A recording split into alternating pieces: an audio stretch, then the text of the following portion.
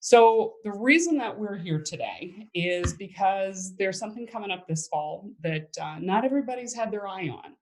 And I think it's going to hit some practices by surprise. So, there's what we're calling the production plummet that is about to happen. You guys have all heard of September, but there's something more that is happening. And I want to explain to you why it's happening and how you can get out of it so you can finish 2020 on a strong note so that we can put this year behind us and move on to a really successful 2021. So let's get into it. This slide, actually, this came from Dental Intel, and they have such incredible information, I think, for everybody in the industry. They've got over 10,000 practices that they're pulling data from, and they were able to see the schedules all across the country of anyone who's installed on their software. And obviously, this section that we're seeing, that this deep gray divot was COVID when we all hit the shutdown in March, and then the gradual coming back out. And we've had this incredibly strong summer, but what happened is we kind of forgot about the fall schedule. We were taking it for granted. And so Dental Intel gave the whole industry this heads up that there is this massive plummet in production that is coming because we were so focused in the moment. And what I want to do is help you understand how we got here so that we can understand how to get out of it. So the way that we got here is actually by understanding crisis theory. And there are 6 stages to a crisis, and we are in a crisis. Let's not be, surprised about that. This crisis, COVID, has taken us all by surprise. But if you understand how a crisis works and the stages that you need to get through it, you're going to feel a lot more comfortable managing it to get out of the rest of this one and frankly be ready for the next crisis that's going to hit. So let's talk about the 6 stages of a crisis. The first one at the top is called a red flag. Then it's followed by the risk assessment and reaction. And this is where everybody's stuck. And I'm going to explain all of these stages. Once we can get out of the reaction stage, we can successfully move into revision, resolution, and recovery, which is really where we want your practices to be for the future and moving forward. So we're not stuck in this crisis mode. So let's talk through these stages. The first stage is a red flag event. And a red flag event, this can be anything.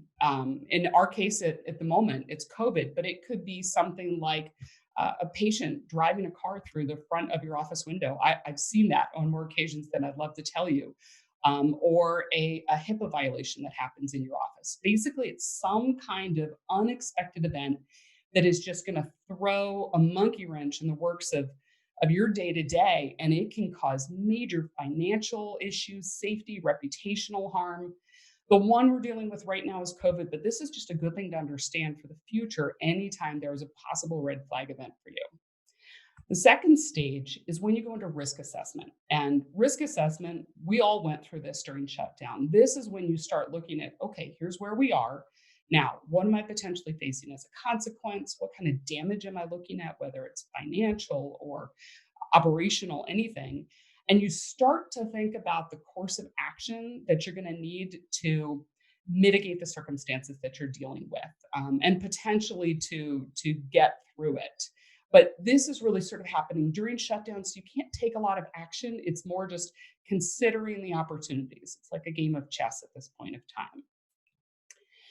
During your risk assessment, the kind of things that you guys went through were where you were, okay, I'm going to make financial arrangements with my landlord, with my vendors, so that I can protect my business in order to be able to survive this incredible red flag event.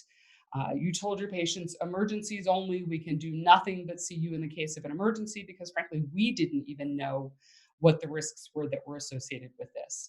And then you gradually start to move forward in thinking about, okay, how am I going to keep my team safe? How am I going to keep myself safe? Do I need to order PPE now or can I wait? Am I going to be taken advantage of? And all of these plans that you made were done under extreme amounts of stress, more than I think any of us ever realized. My team will tell you how I reacted with stress the first week that we were in shutdown, and it was not pretty. Nobody is safe from this. It happens to everyone. It is a natural part of moving through the 6 stages of crisis. But this stress can really change how we make our decisions, and it can cause us to make some dumb decisions. The third stage, which is really where we've spent this summer, was in reaction.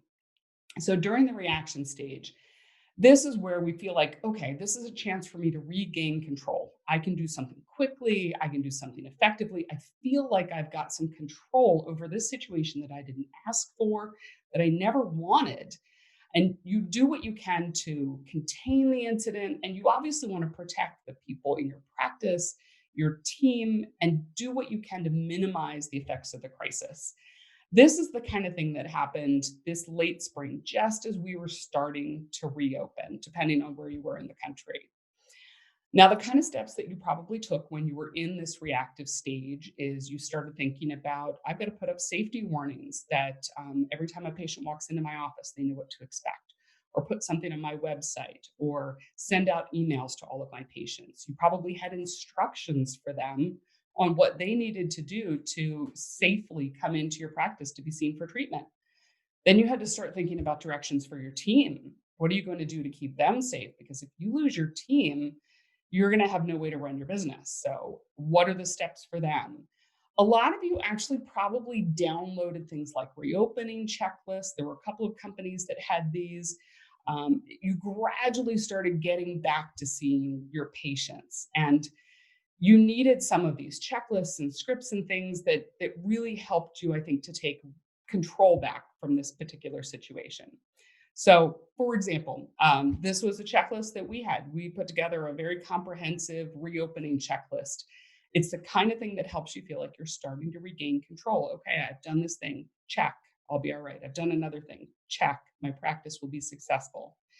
And many of you might have downloaded our scripts. We put together scripts for all the objections and concerns that your patients were going to have coming back into the practice from COVID. These are the things that made you start to feel like you were regaining control. And sometimes it can actually put you in a place of false security. And then we got everything done. We got our checklist done. We got our team in PPE. We have our patients following instructions, and the floodgates opened like we have never, ever seen. I don't know about you guys, but my husband's a dentist. He's been a practicing dentist for over 25 years. That's part of why we do what we do. And he's never seen a summer like this. It was insane. The floodgates opened, and I'm going to bet that most of your reception rooms looked kind of like this. They were absolutely packed with patients. All right, maybe not your reception rooms. It was probably their cars with everybody sitting out in the parking lot with these new protocols. But you had more patients than you knew what to do with. And you had the best summer on record. And it felt like you were flying because you had so much money, you couldn't stop staring at your bank account, or at least looking at your production numbers for the month. It didn't quite make up for this big gap that we had back in March and April and May, but it sure started to make you feel competent and successful and like you could really handle this crisis. This is no big deal. We got this. Everybody else is suffering. I'm fine. But here's the problem, we got stuck because it has been proven that there is actually an inverse relationship between our brain and our ability to think and the amount of stress that we're under.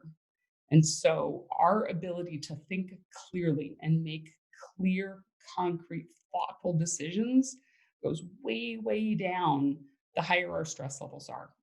And I don't know about you, but we are constantly living under a state of stress. Every time I get out of my car to go to the grocery store and I have to walk back to my car again to pick up the mask that I left sitting on the other seat because I don't want to wear it and I keep forgetting about it, that kind of stress. Every time that you have to put on scrubs when you used to wear more professional clothing in the office, every time that you have to stop a patient in the hallway when they first come through the door and take their temperature is a constant assault on your stress level because it is out of the norm for us. And that means, despite you thinking that everything is going well, it's actually kind of a constant struggle in your brain. And so the decisions that you're making force you to live in the moment. And when you're living in the moment, it's really difficult to start visioning for the future and learning new things and imagining what the world could be like again, because you're just doing everything that you can. It takes every bit of mental energy that you have to get through the day. There's a reason we saw all this increase in alcohol consumption during this pandemic because it's one way that people are dealing with their stress. but there's better ways to get through this. So, being stuck, if you are stuck in this crisis response, which I think almost everybody is, you're going to have this problem of this production plummet that is coming. And we're used to thinking of September. I know that's a term you have all heard. Everybody gets excited and they're getting their kids back to school in August. And so production's really high in August and then it kind of slows down in September. And so we all call it September. But I am here to tell you, if you are stuck in the third stage of the crisis response, you are going to have a Sucktober, a Suckvember, a Sucksember, and quite likely a sucky 2021, because they are now talking about no vaccine in wide distribution until late third quarter next year. And you can't keep living like this. This is not a way to move your practice forward. You can't keep living in the moment. So here's what we're going to do. We're going to get you unstuck. And we're going to go through these last three stages of the crisis response so you can get unstuck, you can move forward, and frankly, you're going to be a lot better prepared the next time there's a crisis. Because a crisis can happen for any reason at all. There can be a flood in your town. Your building can catch on fire. Someone could steal from your office. I just read about another one today. And that crisis, again, can paralyze you. So let's talk about how to go through revise, resolve, and recover. Stage 4 is revise. Now, this is where I think everybody got stuck the most, is they forget about something that we call the 3-month churn. It takes, and I've been doing this for 20 odd years, specifically for dentists, and in marketing for 30 years. That'll tell you how old I am.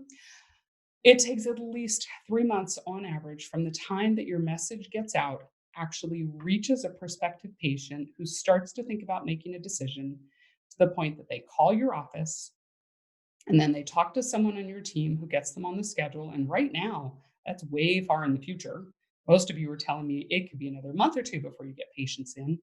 And then after that, before you get them into production, once you've diagnosed the treatment that needs to be done. And what happens is you get this gap. You might be so busy right now that you're thinking nothing could ever be better than this. But if you're not looking ahead, and you're not marketing now, and you're not doing things to grow your business now, you are going to have a guaranteed gap because the catch up is about to end. And if you have not made room in your schedule for new patients for this entire past summer, you're not going to be ahead of that 3-month churn. So all of the new patients that might come in now, you're not going to see the revenue from them until sometime in December. And that's another big gap to make up for. And I don't know about you, but I don't think anybody here has 3 months worth of revenue to make up for this gap that we already took in March and April and May. So how do you revise things? First off, any plans that you had in the past are dead. We are living in a whole new world. It is time to create an entirely new vision, set new goals, and basically re-envision what you want your practice to be. And this isn't just from a marketing perspective. This is, what kind of business do you want to own? What kind of business do you want to lead? What kind of life do you want to have? And do you want your practice to run your life? So I love the idea of a crystal ball. I would love to be able to look in a crystal ball and tell me exactly what is going on in my future. But I'm sorry, I dropped my crystal ball. It is completely broken. It's useless. It doesn't do me any good. And I'm going to tell you it's not doing you any good either, because we can't see into the future. All we can do is decide and create our own future. So the first thing you have to do is start with a plan. And the plan starts by really kind of almost going back to scratch. Now, one thing that I think we are really well known for, and it's mostly because this is my personality. I'm a planner, I'm a strategist.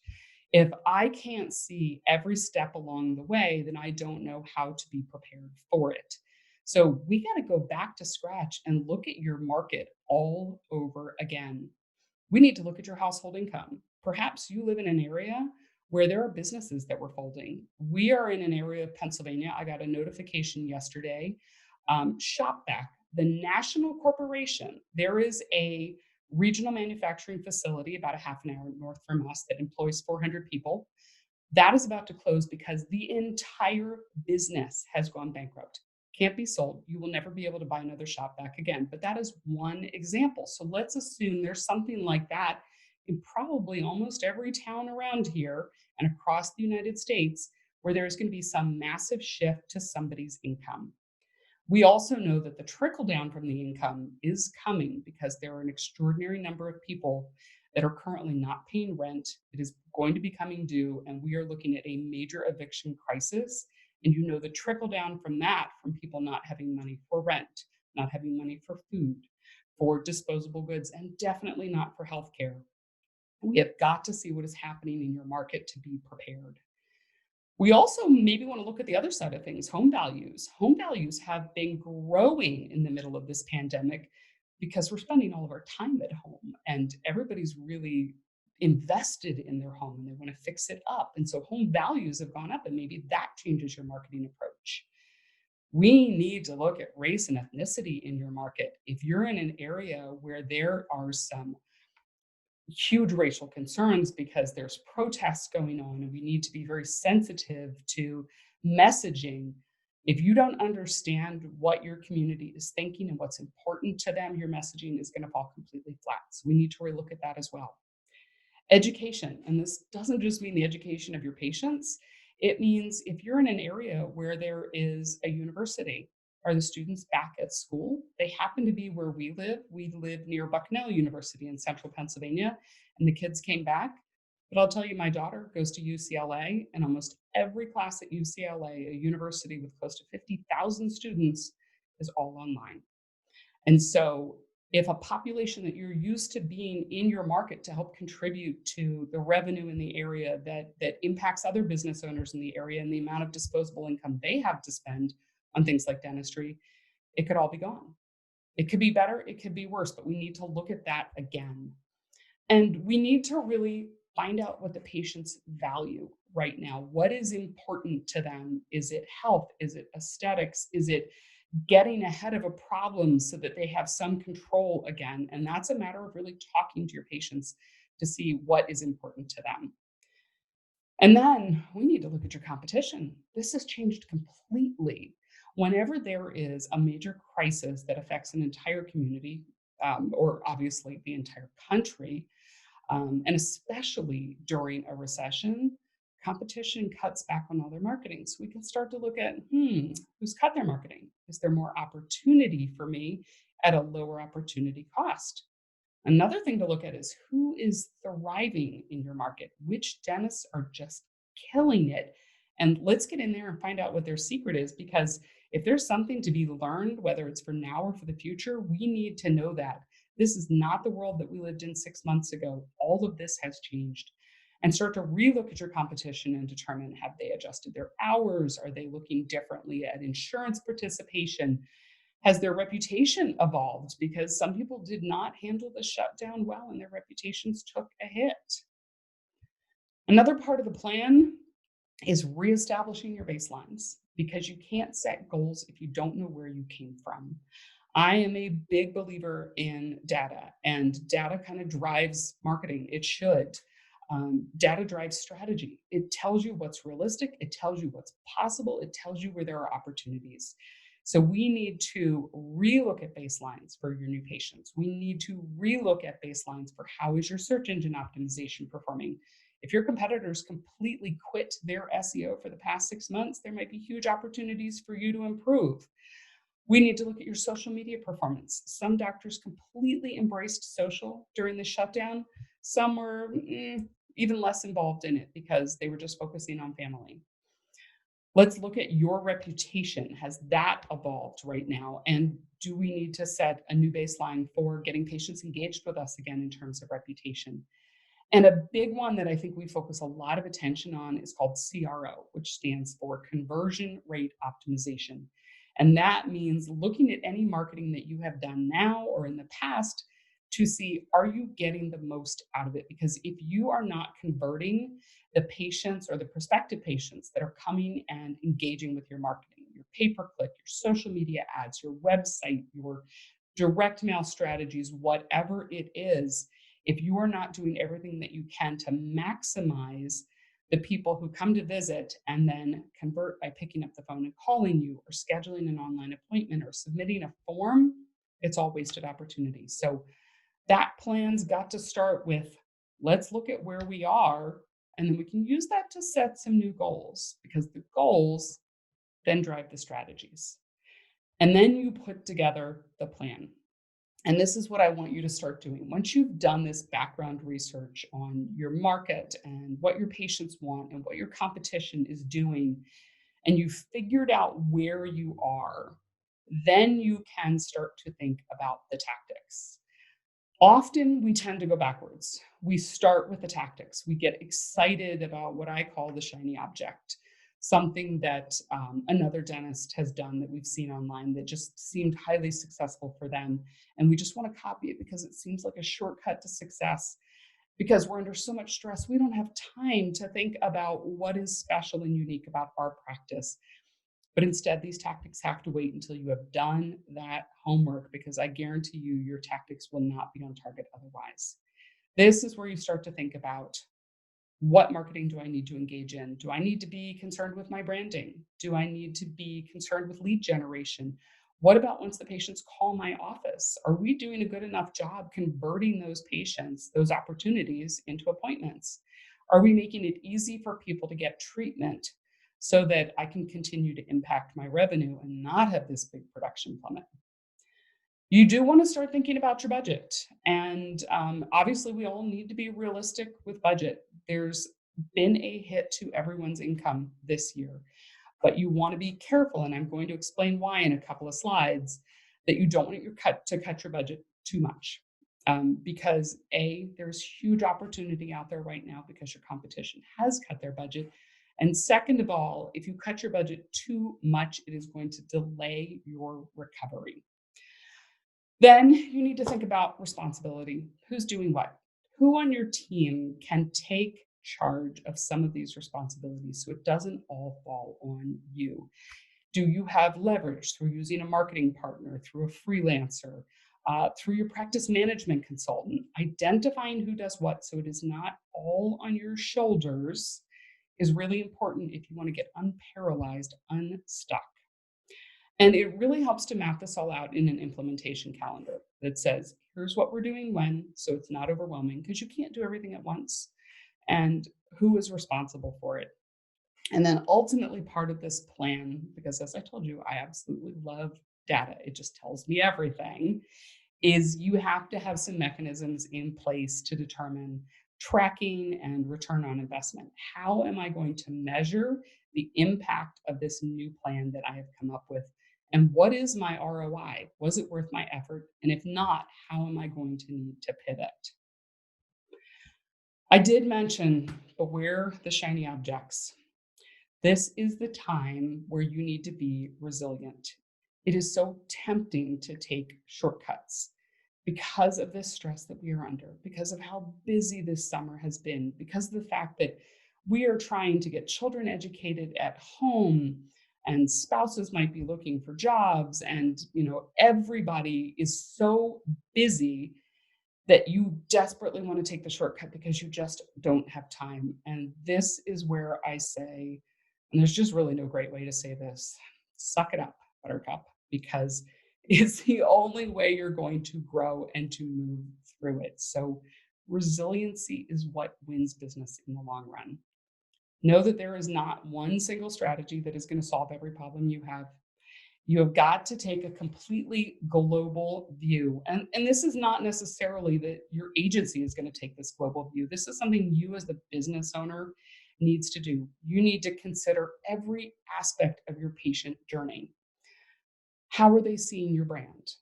Are you doing enough to generate leads to make the phone ring? How is your team doing at getting those calls converted into appointments? Again, are you making treatment easy for patients to accept? That doesn't happen with just one strategy.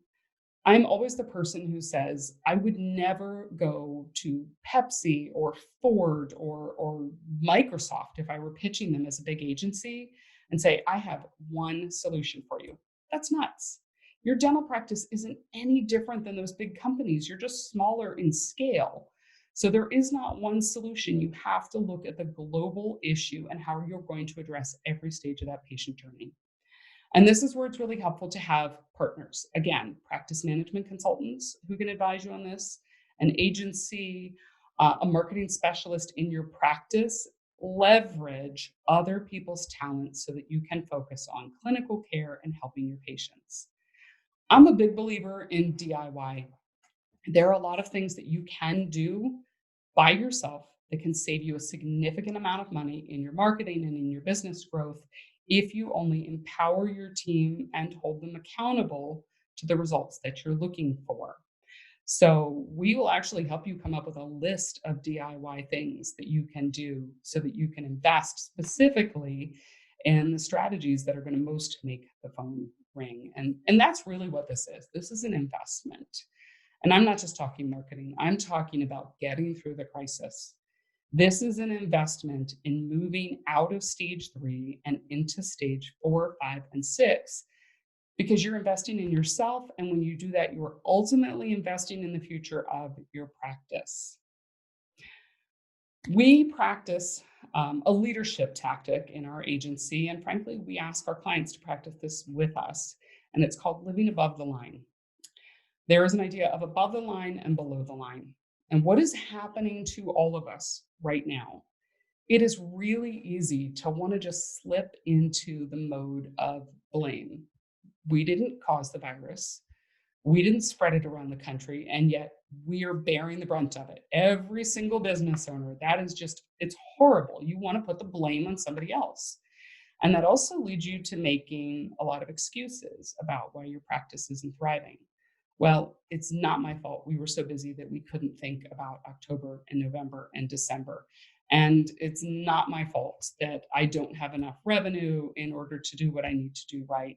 Or frankly, what I think we've been doing this summer, which is just living in denial in hoping that this was going to just magically go away. And it isn't. And we know that. So instead, right along the lines of suck it up, buttercup, is we have to move to above the line. We have to take ownership of the situation that we're in and how we are going to handle it. What are you as a business owner going to do to lead your team out of this crisis? And that means that you, ultimately, the business owner, are the one that has to be accountable for the results and for the actions that you take.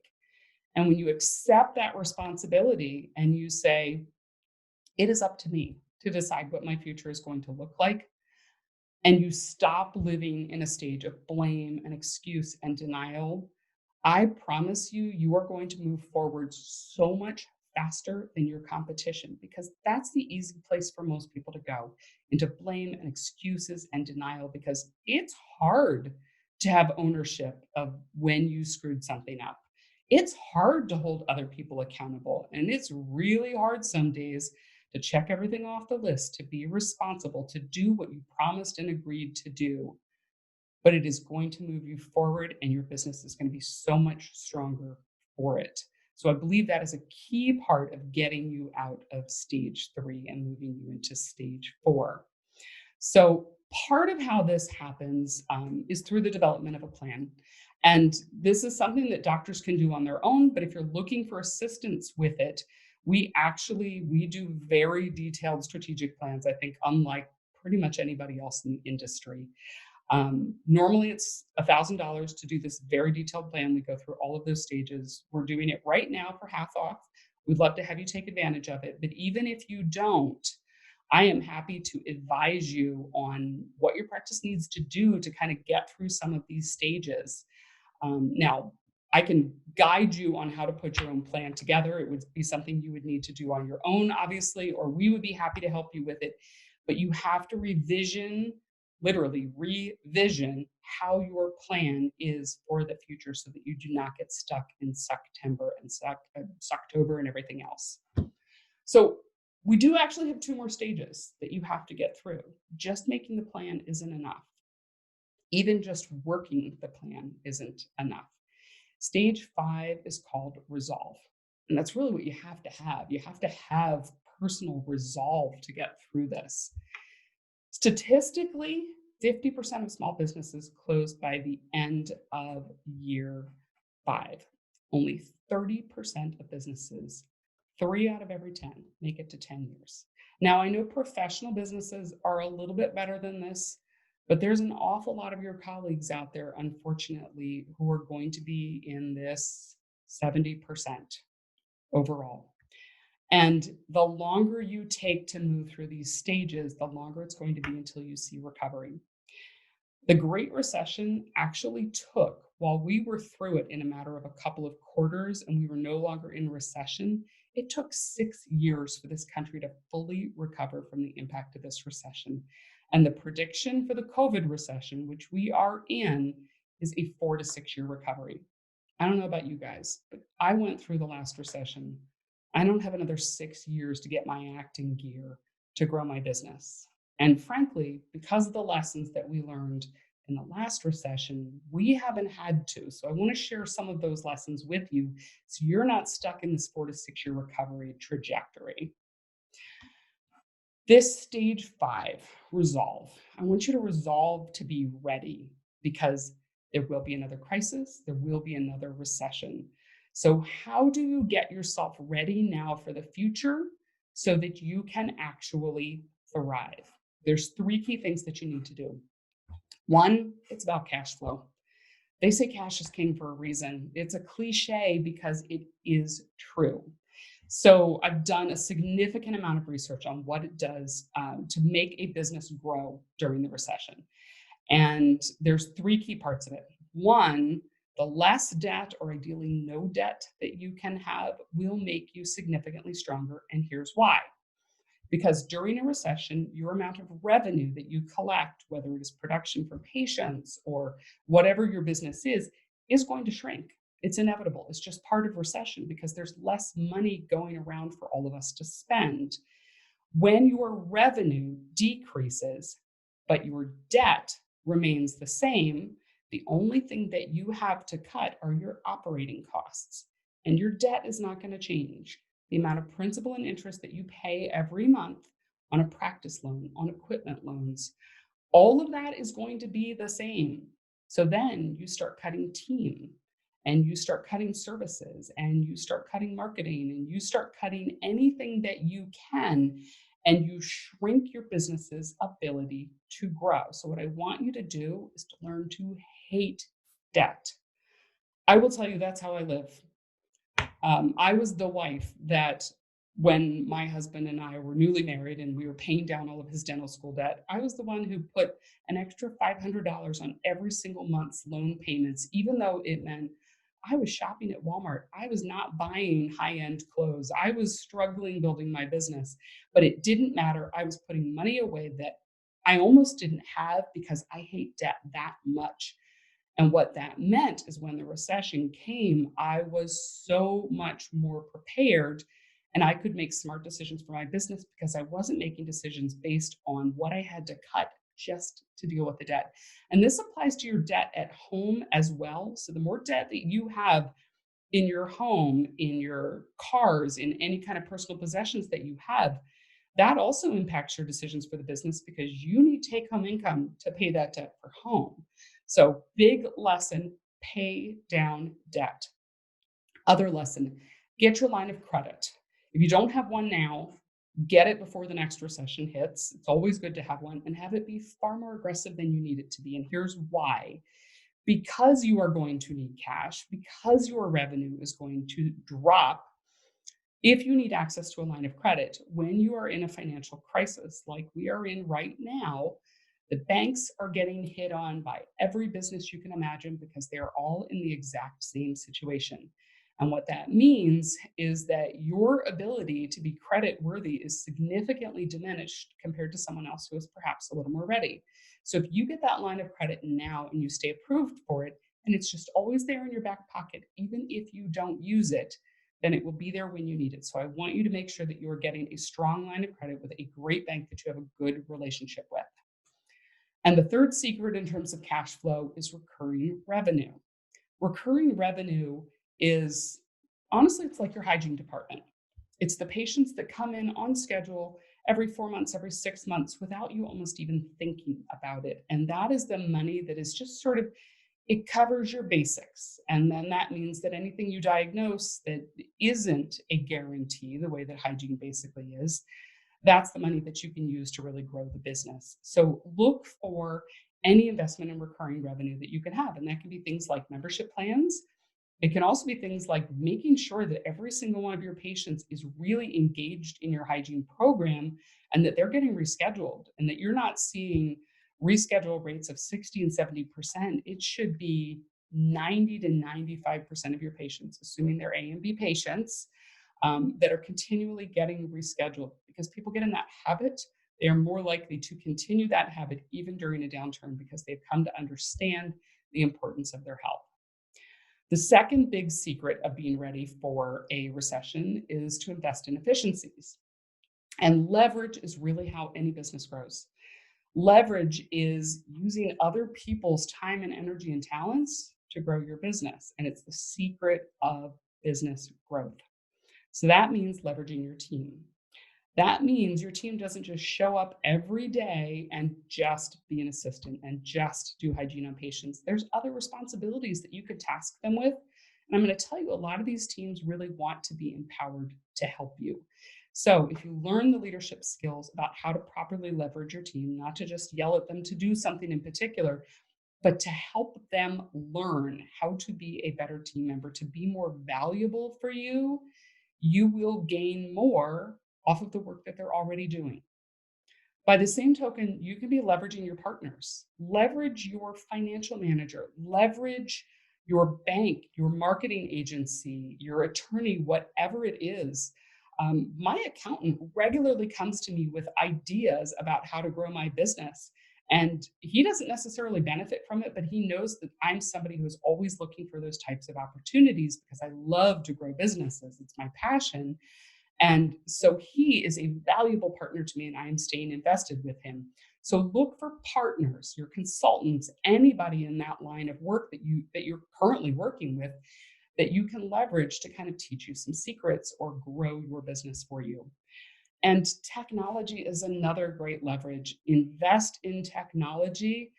As much as I want to keep everybody employed, if you have to make cuts during a recession, if you can use a technology product for half the price of a human being, you're probably going to move in that direction as much as you love your team, because technology will allow you to do more with less time. So there's some incredible tech products out there. I love things like Weave and Swell, and there's more than I think I can even count. And get as much out of these technology products as you can. Often we don't really use everything to its fullest extent. We typically do just what we learn in its first, I guess, the first time that we're trained on that product. So it's the kind of thing where I think you're going to want to keep going back to that technology partner and keep asking for more training. I generally recommend in that first training, you'll be lucky to retain 10 or 15% of what you were taught.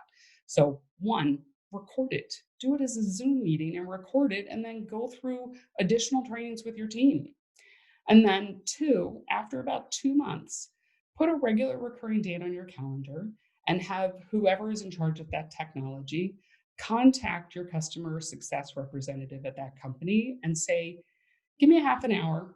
Teach me one new thing. I'm a big believer in teach me one new thing, stair stepping your learning. And so every 2 months, you have half an hour on the calendar to call Swell, to call Weave, to call whoever you're working with and say, teach me one new thing so I can get more out of this technology product that I'm already paying for. Because I guarantee you are not tapping everything that this is capable of. And this is where you're really going to create some efficiencies and leverage the growth of your business. And then the third secret, and this isn't a secret to me because it's how I'm wired, but not everybody is. The third secret to growing in a recession is making decisions. This is something a lot of people struggle with. Successful entrepreneurs, there have been huge studies on this. I read one in a recent Harvard Business Review. Successful entrepreneurs have been proven that of all the decisions they make, About 70% of the decisions they make are good decisions and move their business forward, and 30% of them are bad decisions. And you know what? That's okay. If you get paralyzed by the idea of, I'm going to make a bad decision, what is the impact going to be? And you end up soliciting advice from everybody around you, and it becomes a decision by committee, it is going to slow you down. And what's going to happen is that your competition, who is making decisions quickly, is going to fly right past you. So I want you to learn how to listen to your gut. Because as an entrepreneur and every single practice owner, that's what you are. You're not just a dentist, you are a business owner, you are an entrepreneur. Make your decisions quickly. But the secret is to fail fast. And that means you need to measure what you're doing so that you can see if it was a good decision or a bad decision. And very quickly say, that was one of my 30%. That was a failure. That was not something that I think I want to repeat again. But you know what? I learned from it. And I am going to make a new decision, and I'm going to pivot, and I'm going to try something different. And as a general rule, if you are making good decisions 70% of the time, and then you are quickly learning from those other 30%, you'll be so much farther ahead than your competition. It's going to blow your mind. So if you are not a natural decision maker now, on the DISC scale, I'm a high D. My team will tell you I am like an off the charts D. I can make decisions like that. If you have problems making a decision, call me, I'll make it for you. That's how good I am at decisions. If you're not comfortable with it, just start trying. It is the only way to get used to taking a little bit of risk, because that risk is going to pay off for you in the long run. I absolutely promise you. And then stage 6 is when you start to recover.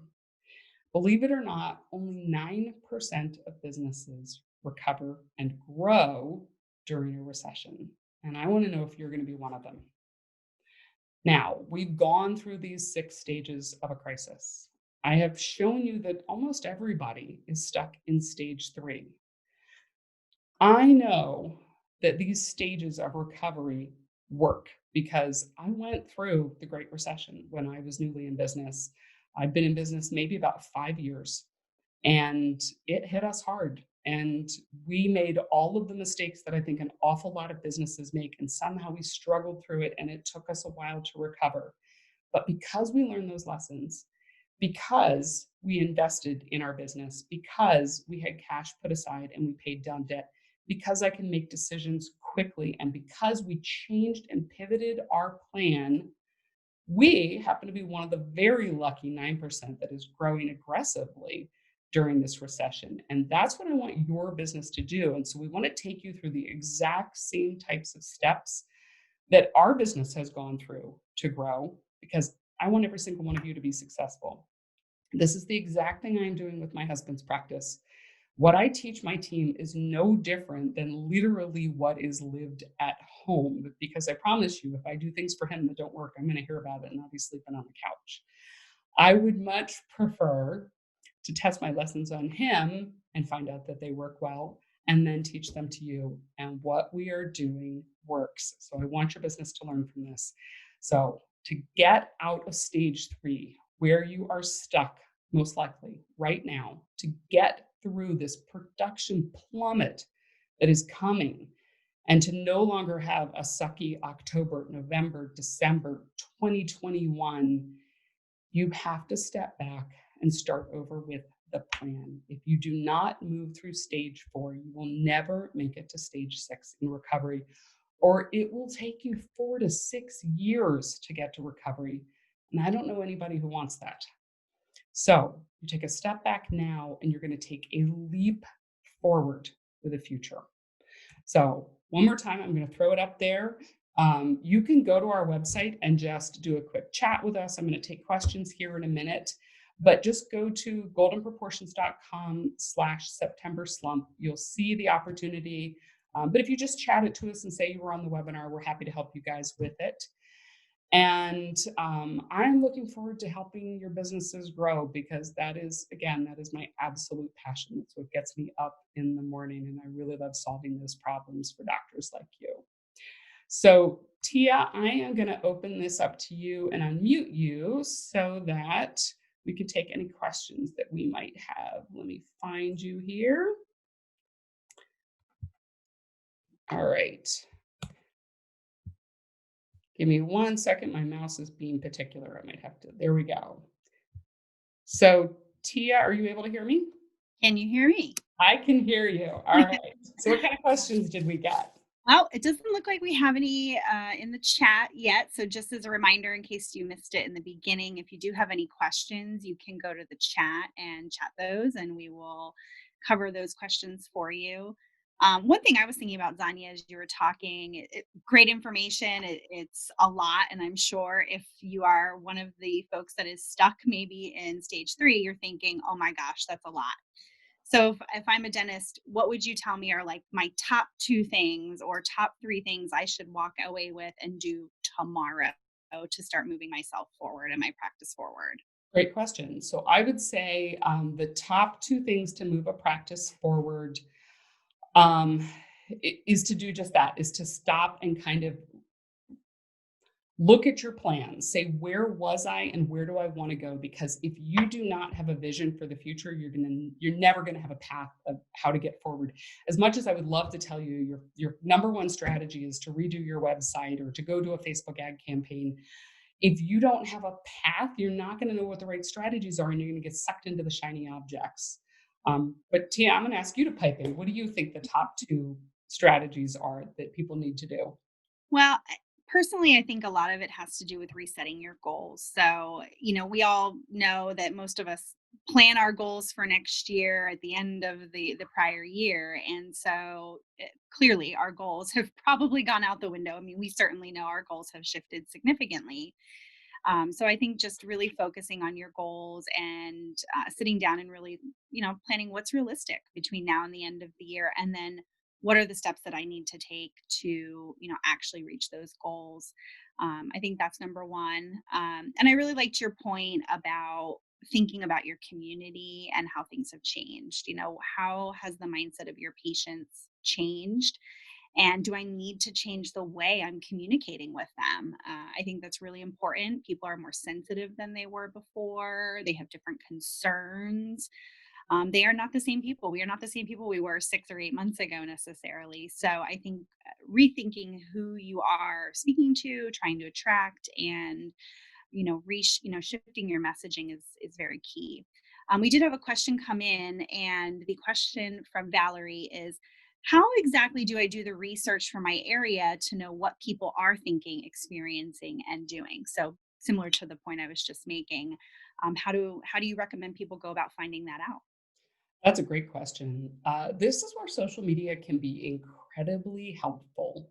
So, most communities have community groups on Facebook where people are just sharing what's going on in their neighborhood. And I find a lot of neighbors engage in conversations about the protests that are happening or what's happening with the kids that are coming back to school. You hear people asking questions that are related to money. Where can I save money for something? It really kind of gives you like a heartbeat on the culture points that are important to people. There's an app called Next Door, which you can download to your cell phone, and that literally you can join that and you'll see your neighbors chatting. It's amazing how many people are on this app. And it's a great way to just kind of listen in and I think find out what is important to people. And then, frankly, you can use those forums to pose your own questions to say, I want to make sure that we're being as responsible or responsive as possible for our patients. So, you guys live in this community. Tell me what's important to you. I think we just ask them.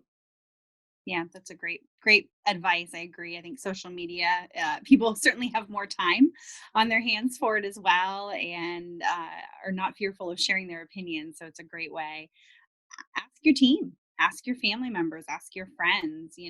How do you feel? What's changed? What's going on that's impacted your life personally? I think that really just helps to get to the heart of what's happening. Let's see, we have one more comment question here. So right now we are posting once a day. I assume that's on social media, and I don't think it's getting the attention we want.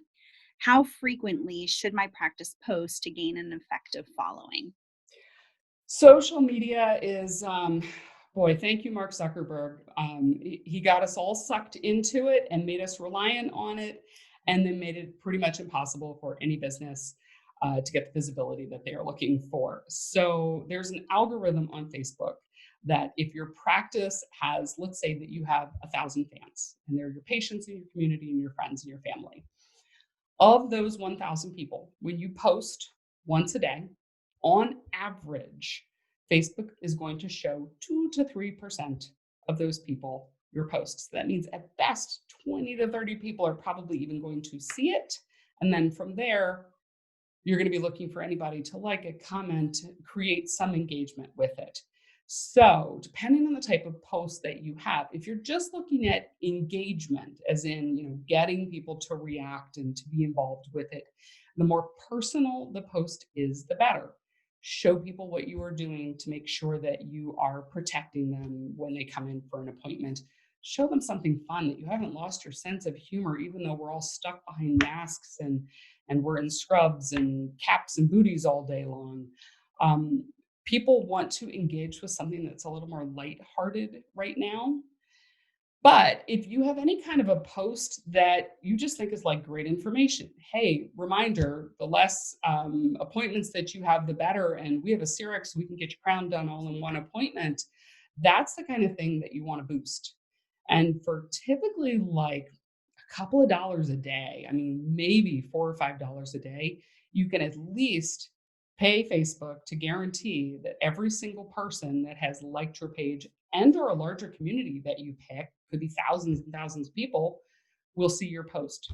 So I totally think it is worth an extra $3 to $5 to make sure that people know what you have available and that you're doing something extra for them. What's really important in this time right now is not to be pushy and salesy, but to be helpful.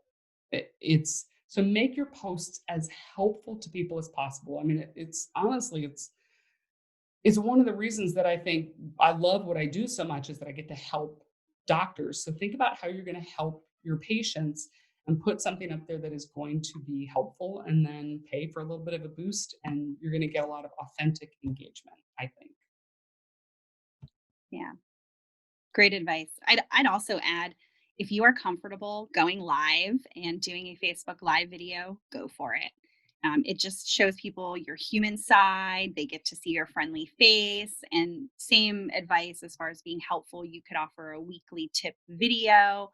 If you've never done it before, I know it is scary to think about it, but trust me, once you do it a few times, you will get a lot more comfortable with it.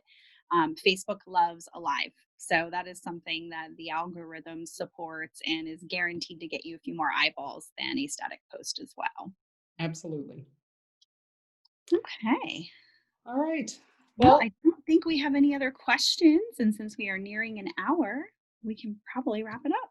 yes. So thanks everybody for joining me. Hopefully this was helpful for you and you were able to get unstuck out of stage 3 and move all the way to the end so that you are in recovery. If you have any questions, reach out. You can reach us on web chat. You can drop me a personal email at xana@goldenproportions.com, or our phone number's there. We're not in the office right now because it's about 8 o'clock on the East Coast, but we'll be up bright and early tomorrow morning. So reach out to us. I hope this was helpful for all of you, and I wish you the best of luck in moving your practices forward. Bye.